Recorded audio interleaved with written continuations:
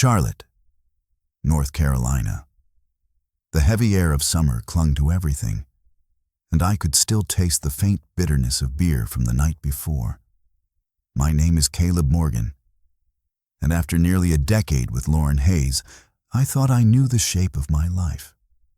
We had built routines, inside jokes, the kind of silent understanding people look at and call unshakable love.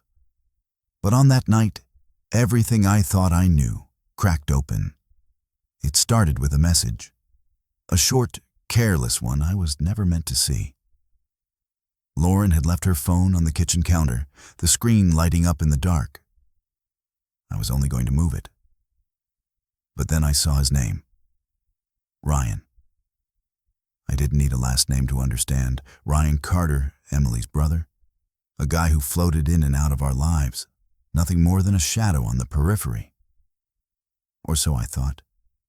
The text wasn't long, but the weight of it nearly buckled me. Last night was a mistake, but I can't stop thinking about it. I froze. The words blurred, then sharpened again like glass cutting through fog. A mistake. Last night. And it wasn't my name she wrote to. I remember standing in that kitchen with the hum of the refrigerator sounding like a jet engine in my ears. I wanted to throw the phone against the wall, to scream, to demand an explanation right then. Instead, I set it down like it burned me and walked into the bathroom. My reflection looked like a stranger, jaw clenched, eyes bloodshot. I turned on the water and splashed my face, but nothing could wash away what I had read. 9 years. 9 years of birthdays, holidays, weekends at the lake, promises whispered under starlit skies. 9 years of believing we were heading toward a wedding, a house, children. And she shattered it with one night, and with him of all people. When Lauren came home, I tried to act normal. My chest felt like it was collapsing, but I forced myself to smile. "Hey," she said, brushing a strand of hair from her cheek, setting down her purse like it was any other day. I wanted to ask her right then, but something inside me held back. I needed more than suspicion. I needed the truth carved in stone. That night, I barely slept.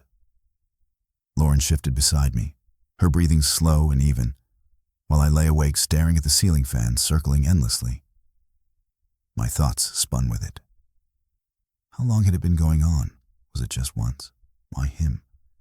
And most of all, why was I not enough? The next morning, I told her I had errands to run.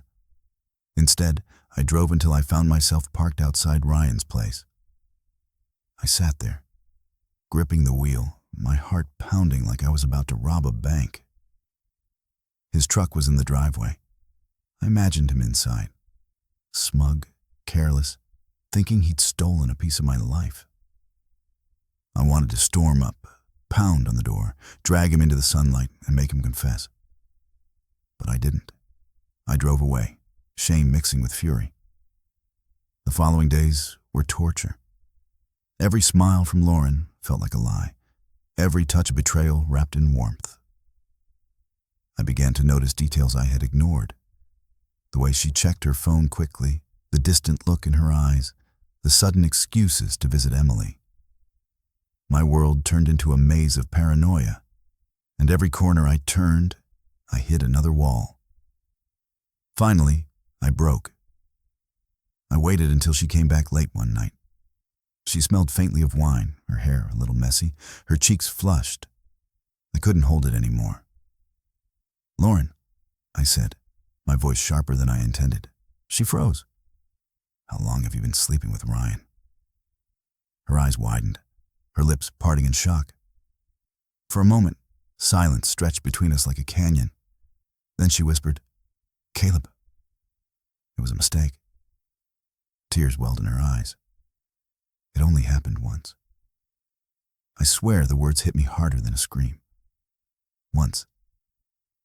As if that made it better. I wanted to believe her, but the way her voice trembled told me there was more she wasn't saying. The room seemed to shrink, and I felt like I was suffocating. 9 years, Lauren. 9 years, and this is what you give me? My voice cracked, pain leaking through rage. She reached for me, but I stepped back. Her tears fell fast, her hands shaking. Please, Caleb, I love you. It was a mistake. I was drunk. I wasn't thinking. You're everything to me. But in that moment, love felt like a foreign word. All I could see was her betrayal, and all I could feel was the cold certainty that the life we'd built was crumbling in my hands. I didn't leave the house that night, but I might as well have. I slept in the guest room with my shoes still on, listening to the thud of my own pulse and the distant hiss of tires on Providence Road. Morning bled in slow and gray through the blinds, and I walked into the kitchen to find Lauren already there. Hands wrapped around a coffee mug like it could save her from the cold between us. We have to talk, I said. She nodded, eyes swollen, voice small. I know. I pulled out a chair but didn't sit. It felt wrong to look comfortable. When? I asked. Where? The words came out like a police report. She flinched. 3 weeks ago, she whispered. After Emily's birthday, everyone left, and I stayed to help clean up. Ryan, he was there. We drank. I was stupid. 3 weeks. I tried to remember that weekend.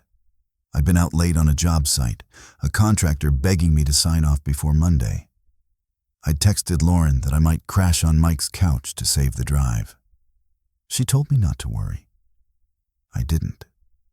That was always our problem. We had become so sure of each other that we stopped checking the locks. Was it only that night? I asked. Yes, she said too quickly. I swear to you, Caleb, it was once. It meant nothing. Nothing doesn't right. I can't stop thinking about it. My voice cracked on the last word. She looked down, shame washing over her face.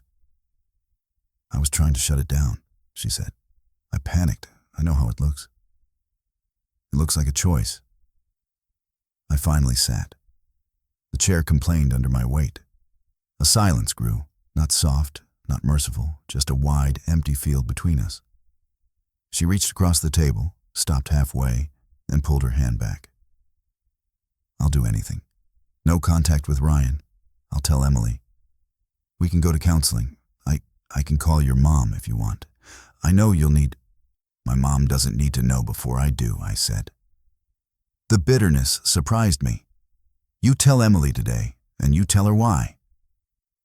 Lauren swallowed, nodding. Okay. We moved through the day like actors who had forgotten their lines. I showered, dressed, and stared at my phone, unsure whether to go to work or call in sick and drown in this instead. I drove anyway, because momentum can look a lot like courage if you don't look too closely. Charlotte rolled by my window-banked towers, breakfast spots, joggers with perfect dogs, and I hated how normal everything appeared. At lunch, I parked behind the office and stared at the text thread with Ryan's number. I didn't owe him a conversation. He owed me silence for the rest of my life. Still, my thumb moved. I called. He picked up on the second ring. Hey, man. Like we were about to discuss Panthers tickets. It's Caleb. I didn't use the word man. We're going to keep this simple. You will not contact Lauren again. You will tell Emily today. And if you ever come near my house, I will make sure you regret it. Are we clear? Silence. Then a sigh that tried to sound contrite and landed somewhere between careless and bored. Look, Caleb, I'm sorry, okay? It was a mistake. We were hammered. It didn't mean anything. I don't care what it meant to you. I heard my own breath, steady, unfamiliar. It burned down my life. All right, he said quickly. No contact? I'll talk to Em. He hesitated. Don't blow this up more than it needs to be, man. The call ended, and I realized my hands were shaking. I didn't feel better. I felt like someone had turned down the temperature of the world by 10 degrees. That evening, Lauren stood at the sink, phone face down beside her. "I told her," she said. "Emily cried. She said she's furious with both of us. She wants space." Good, I thought, then immediately hated the pettiness of it. "And Ryan?"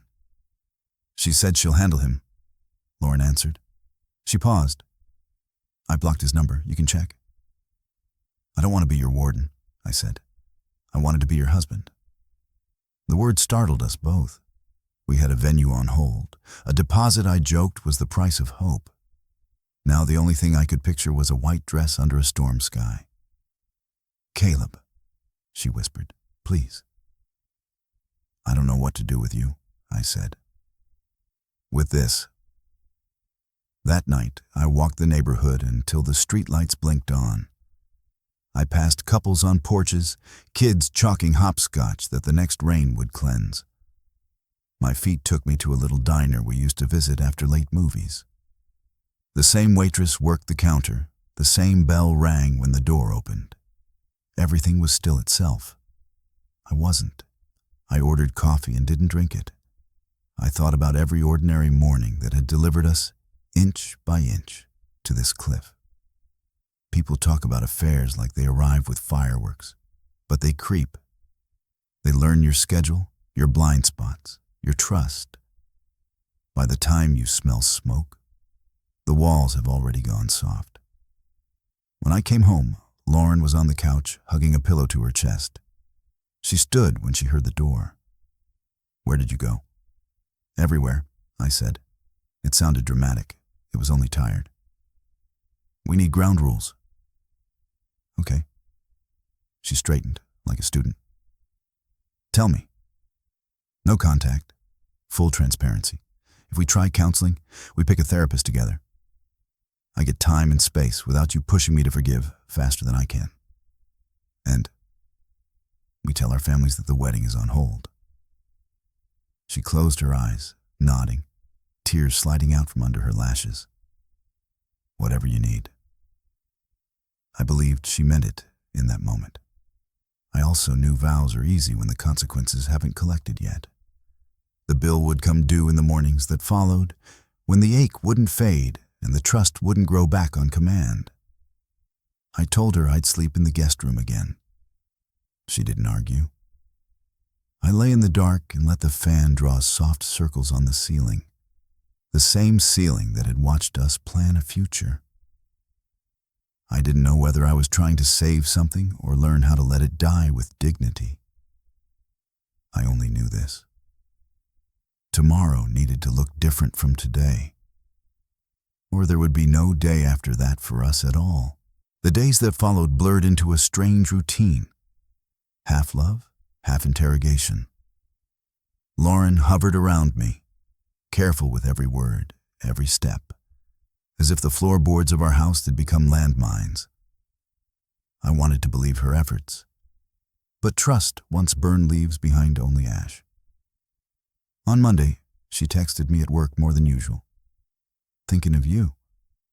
Lunch? I miss you." Sweet words, but they tasted metallic. I answered with single syllables, not out of cruelty, but because my heart no longer knew how to stretch open. My co-workers noticed I was quieter, but no one asked. Sometimes silence is a form of mercy. By Thursday, Lauren suggested counseling again. I agreed, not because I believed it would fix everything, but because I needed to hear someone else tell me if I was insane for staying. We booked a session with a therapist across town. Her office smelled of lavender and ink. She asked us to sit on opposite ends of a couch that felt too soft for our sharp edges. Lauren went first. Her voice trembled as she confessed, "I made a mistake. I betrayed the person I love most. I don't know why I did it. I hate myself for it." She cried, shoulders shaking, and the therapist nodded gently, taking notes. When it was my turn, I couldn't find words big enough for the crater inside me. I settled for the only truth I could hold. I don't trust her anymore, and I don't know if I ever will. The therapist spoke of rebuilding, of accountability, of time measured not in days, but in years. I heard her words like raindrops on a roof. Soft, distant, impossible to grasp. Lauren reached for my hand, and for the first time I didn't pull away. My skin didn't ignite with forgiveness, but it didn't freeze either. It just was. Maybe that was a start. That night we drove home in silence, the headlights carving tunnels through the Carolina dark. I thought about the boy I'd been 9 years ago, slipping a ring box into my pocket, rehearsing vows in the mirror. Would he recognize me now? Would he even want to? The weekend came, and with it, a visit from my parents. I hadn't planned on telling them yet, but the moment my mother saw my face, her smile faltered. "What's wrong, Caleb?" she asked, setting down the casserole dish she'd carried in like a peace offering. Lauren looked at me, eyes wide. I cleared my throat. "The wedding's on hold." My father's brows knit together. "Why?" Silence pressed in. I couldn't bring myself to speak the word affair in my parents' living room. Lauren opened her mouth, but I raised a hand. "It's complicated. We're working through things." My mother's eyes softened with the kind of knowing only mothers have. She didn't push. She just touched my shoulder, the gesture saying what words couldn't. "You don't have to carry this alone." That night, after my parents left, Lauren cornered me in the kitchen. "Thank you," she whispered, "for not telling them." "Don't thank me," I said. "This isn't about protecting you. It's about protecting me from watching their faces break." Her tears came again, and I wondered if I'd ever see her without them. Love is supposed to be a balm. Now it felt like salt in an open wound.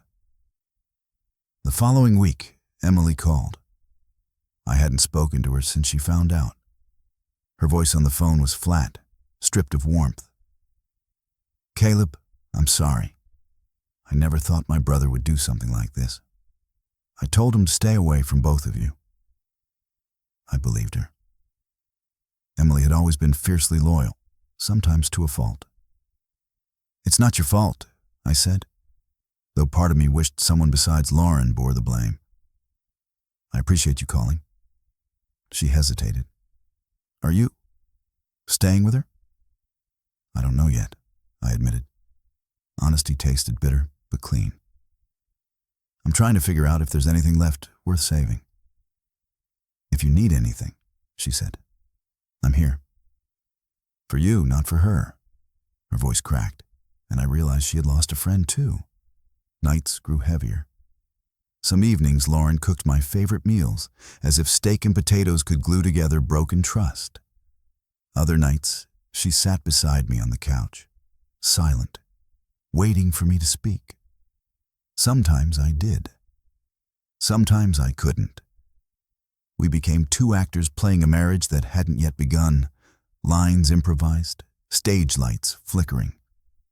One night I found myself standing outside the venue we had reserved for our wedding. The white columns glowed in the moonlight, the windows dark. I remembered touring it with Lauren, her excitement palpable as she spun in the empty ballroom, imagining tables and flowers and laughter. Now it stood like a monument to a future buried before it bloomed. I leaned against my truck, staring until my vision blurred. I didn't cry. The tears had dried up days ago, leaving only a hollow ache. I thought about calling off everything, about freeing us both from the weight of pretending. But then I thought about 9 years. About the girl who held my hand at funerals, who cheered when I got promotions, who danced barefoot in our kitchen. Could I really let her go for one night with him? That question haunted me, clawed at me, demanded answers I didn't have. I drove home with the radio off, the silence louder than any song. When I walked in, Lauren looked up from the couch, hope flickering in her eyes. I didn't say a word. I just sat across from her, the space between us filled with everything we couldn't name. For the first time since the confession, I realized this wasn't just about what she had done. It was about who I was willing to become in the shadow of it. Would I be the man who forgave? The man who left? Or the man who stayed but never healed? The choice felt like a cliff edge, and every step forward threatened to send me over. Weeks turned into a strange rhythm of survival. Work, eat, sleep, repeat. The world outside kept moving. Construction cranes rose against Charlotte's skyline. Neighbors waved from their porches. The Panthers lost another game. But inside our home, everything felt frozen. It was like living in a paused movie, waiting for someone to hit play again. Lauren tried. She left me notes in my lunch bag, small apologies written in cursive. She filled the fridge with my favorite beer, the local IPA I used to rave about. She even started wearing the perfume she wore when we first dated, as though a scent could rewind time. None of it erased the memory of her whispering to Ryan in the dark. Counseling sessions continued. The therapist told us about love languages, about rebuilding trust with transparency. Lauren shared her passwords without me asking, handed me her phone whenever I wanted. She cried less but looked hollow, as if she was living on the edge of an apology that never ended. I couldn't tell if I was cruel for holding back or wise for guarding what was left of me. One night, while washing dishes, she asked, "Do you think we'll make it?" The suds slid from my hands into the drain. "I don't know," I said. "Some days I think yes, other days I don't recognize us." She nodded, tears threatening but not falling. "I'll wait for you, as long as it takes." The words should have sounded noble. Instead, they felt like a sentence. Time wasn't a gift anymore. It was a prison with no release date. I found myself driving more. Long loops around the city, through neighborhoods we once dreamed of buying houses in. I'd park outside model homes, imagining a version of us who hadn't broken, who were still planning nurseries and backyard barbecues. Then reality would settle like dust, and I'd start the engine again. One Friday after work, I stopped at a bar downtown. I sat alone at the counter, nursing a drink, when a woman slid onto the stool beside me. She had kind eyes, nothing more, nothing less. We talked about weather, sports, the mundanities of strangers. For a brief moment, I felt something dangerous, temptation. Not for her specifically, but for escape. To step into a world where Lauren's betrayal didn't exist, where I was just another man on a bar stool. I left before finishing my drink, ashamed of how easy it would be to repeat her mistake. When I got home, Lauren was on the porch swing. The air smelled of honeysuckle, the night buzzing with cicadas. "Where were yous?" she asked, her voice careful. "At a bar," I said honestly. "Alone?" She nodded, biting her lip. "Thank you for telling me." The trust game. Every word weighed like evidence in a trial. I hated it. I hated that our love had become a courtroom. That weekend, Emily showed up unannounced. Her eyes were sharp, her voice firmer than I'd ever heard. "I cut him off," she said without preamble. "Ryan is dead to me. I don't care if he's my brother. He ruined too much." Lauren looked stricken. "Emily, no," Emily snapped. "Don't. You were supposed to be my best friend, and you burned it. I don't know if I can forgive you, Lauren, but I want Caleb to know I'm on his side. Her words stunned me. I thanked her, though gratitude felt too small for the weight of her loyalty. After she left, Lauren collapsed on the couch, sobbing. "I've lost everyone," she said. "You, Emily, myself." I sat in the armchair opposite her. "That's what choices do," I said quietly. "They take things you can't get back." Silence wrapped around us. For the first time, I wondered if forgiveness was even possible, or if the only mercy left was release. Weeks later, my cousin got married. Lauren and I attended, trying to look normal among the sea of champagne glasses and laughter. During the vows, I watched the couple promise forever with voices steady and sure. My throat tightened. Lauren slipped her hand into mine, her fingers trembling. For a fleeting moment, I felt the ghost of us. The couple we once were, the future we once believed in. Then the image shattered, replaced by Ryan's name lighting up a phone screen. After the ceremony, my mother pulled me aside. "You look tired, Caleb." Tired in a way sleep can't fix. She didn't push further, but her eyes told me she knew more than I'd confessed. Mothers always do. Back home, I found Lauren on the balcony, staring at the skyline. "I keep thinking about who I was before," she said, "before I ruined everything. I wish I could go back." "So do I whispered. That night, lying in separate rooms, I realized the cruelest part of betrayal isn't the act itself. It's the way it rewrites memory. Every happy moment becomes suspect, every smile a possible mask. The past itself feels stolen.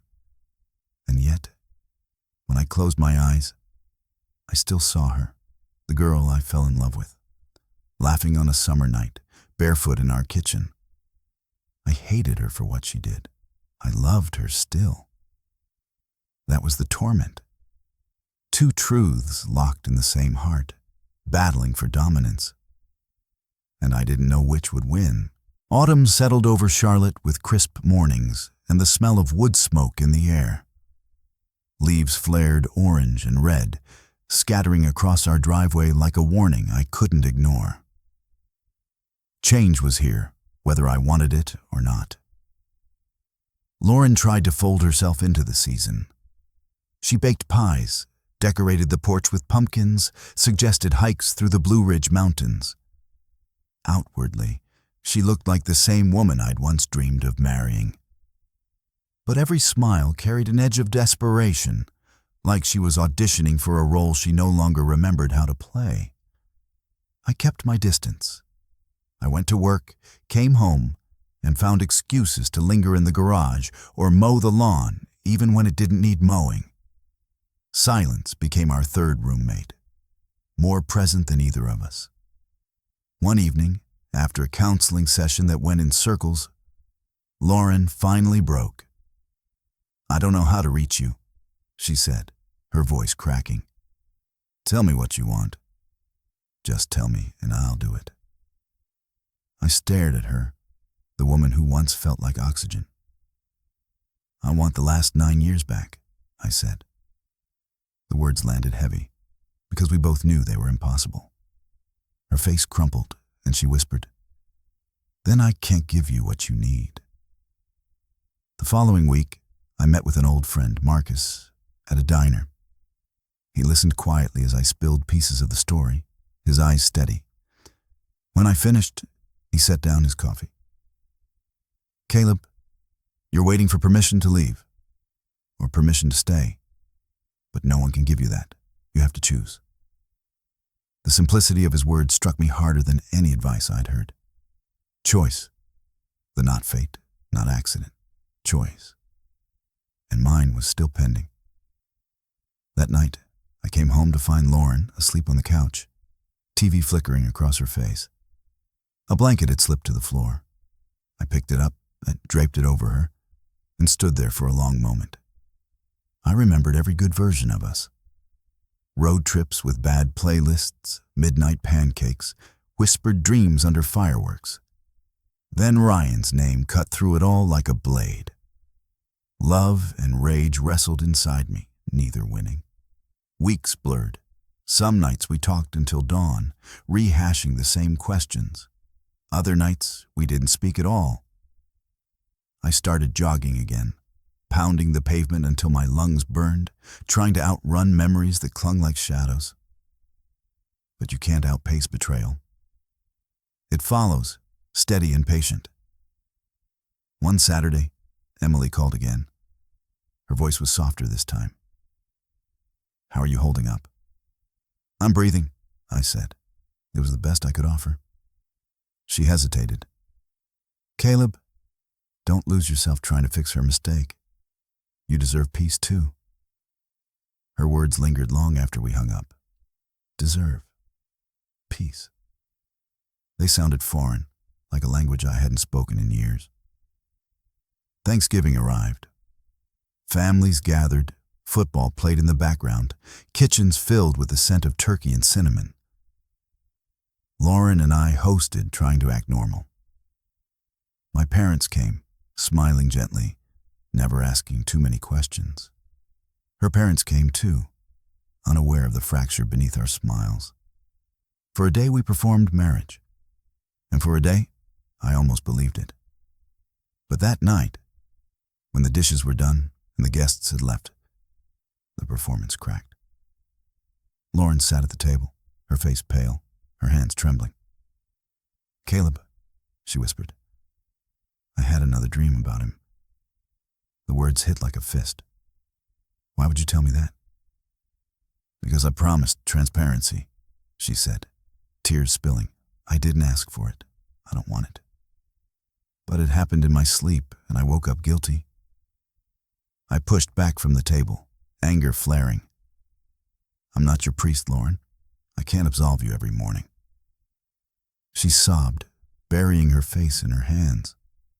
And I realized then that no amount of confession could heal me. Transparency wasn't enough. What was broken wasn't just trust. It was the foundation of who we had been. That night, I drove to the overlook just outside the city, where the skyline glittered against the dark. I sat on the hood of my truck, the cold seeping through my jeans, and asked myself the question I'd been avoiding for months. Was love enough? The answer didn't come in thunder or revelation. It came in a quiet ache, a simple truth. Love can survive betrayal, but it never returns unchanged. It limps, scarred, weaker than before. And sometimes, limping isn't living. When I returned home, Lauren was asleep again, curled on her side, clutching a pillow like it could keep her from drowning. I watched her for a moment, torn between compassion and resentment. I still loved her. God help me, I did. But love wasn't the same as trust. And without trust, what were we? The calendar turned toward winter. The wedding deposit was still sitting with the venue, a ghost of promises we couldn't keep. Invitations unsent, dreams unraveled. I knew a decision was coming, one that would shape the rest of my life. Stay and rebuild on fractured ground, or walk away and face the emptiness alone. For the first time, I leaned toward the latter. Winter settled over Charlotte, quiet and unforgiving. The first frost painted the rooftops silver, and the air carried a bite that slipped through coats and gloves. Inside our house, the distance between Lauren and me grew wider than any season could bridge. I moved back into the master bedroom, not as a gesture of reconciliation, but because the guest room felt like exile. We lay side by side, a gulf of unsaid words between us. Sometimes I'd hear her cry softly into the pillow, and sometimes I'd pretend to be asleep because I didn't know whether to comfort her or let her drown in the choices she had made. Christmas lights glowed across the neighborhood. Families gathered, children laughed, couples kissed beneath mistletoe. I walked through the motions, buying gifts, attending church with my parents, carving ham at the family table. Lauren was beside me, smiling politely, wearing the mask she had perfected. To everyone else, we were still Caleb and Lauren, the couple who had weathered nearly a decade together. Only we knew how fragile the illusion was. On New Year's Eve, we sat on the porch, watching fireworks bloom over the skyline. Lauren's voice was barely audible. "Do you think we can start fresh?" I looked at her, the woman I had once believed I'd spend forever with. Her eyes were hopeful, desperate. "We can't erase what happened," I said, "and I can't promise I'll ever see you the same way again." She nodded, tears glistening in the glow of distant explosions. "But you still love me?" I took a long breath. "I do. But love isn't always enough." The months that followed were a slow unraveling. We tried. Counseling, date nights, long conversations that circled back to the same wound. But the truth stood immovable. Trust once shattered does not rebuild easily. Every laugh felt borrowed, every kiss tested, every promise fragile. One evening in March, I packed a bag. Lauren stood in the doorway, pale and trembling. "Is this it?" she whispered. I met her eyes. "I don't hate you. I'll probably always love you. But staying here is killing me." She stepped forward, then stopped, as if invisible chains held her in place. "I'm sorry, Caleb, for everything." "I know," I said softly. "But sorry doesn't change what happened." I walked out into the cool night, the air sharp in my lungs. My truck waited in the driveway, a silent witness to endings and beginnings. As I pulled away, I glanced once in the mirror. Lauren stood on the porch, arms wrapped around herself, smaller than I'd ever seen her. Then the curve of the street hid her from view. I drove with no clear destination, only the need for forward motion. The city lights faded behind me, replaced by long stretches of highway and the hum of tires on asphalt. For the first time in months, I felt something close to peace. Not joy, not relief, just the quiet knowledge that I had chosen myself. In the weeks that followed, I began to breathe differently. I spent time with friends, reconnected with family, even took a trip to the mountains alone. I hiked trails that wound through ancient pines, the silence broken only by wind and birdsong. At the summit, I stood looking out over the Carolina hills, endless and unbroken, and realized that healing doesn't come all at once. It comes in steps, some forward, some back. But it comes. Lauren and I finalized our separation quietly. No shouting matches, no court battles, just two people acknowledging that love had not been enough to keep us whole. There was grief, yes, but also a strange tenderness. After 9 years, we owed each other at least that. Looking back, I see now that betrayal doesn't just break hearts, it reshapes them.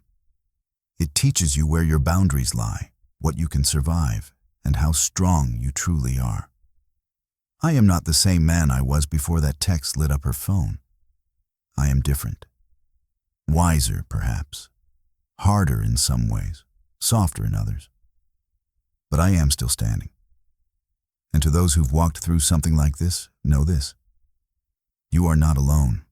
The road is painful, the nights are long, but there is life after betrayal. There's hope after heartbreak. Sometimes the greatest act of love is learning when to let go.